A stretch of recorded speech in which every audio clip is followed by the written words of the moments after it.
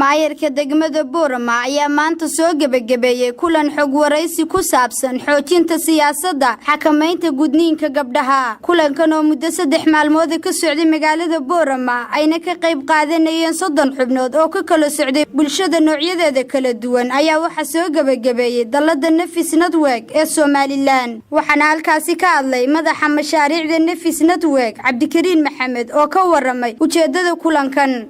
National FGM policy draft aan wali la finalize taas iyo arrimo kale oo la xidhiidho guud ahaan wixii gobolka ka socda ee khuseeya arrimahaasi inaynu macluumaadkaasi labada maxalka macluumaad isku weydaarsanno ma aha seminar ama tababar aynu wax ku sheegna kani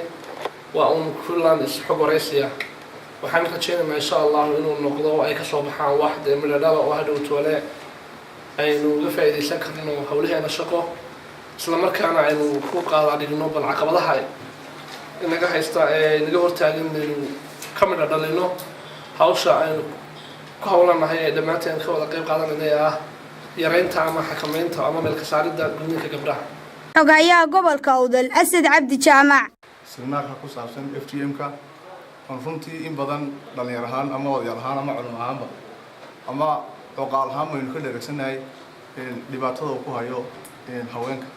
sidoo kale waxa gabagabadii kulankan soo xidhay gudoomiyaha golaha deegaanka degmada Boorama Maxamed Xuseen Maydane wuxuuna kula dardaarmay inay waxyaabihii ay barteen uga faa'iideeyaan bulshada kale.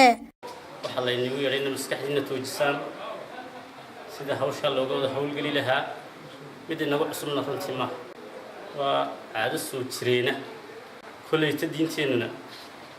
way cadaysay waxay ka qabto culimada in badan bay nagala hadashay waxay nagu cusub maanta ma balse in dadkeena lagu baraarujiyo dhibta ay leedahay iyo dhibtaas sidii loo xakameyn lahaa ee ayna wada saaran dadkii anagaba kulleyta waxay halkan ka barateenna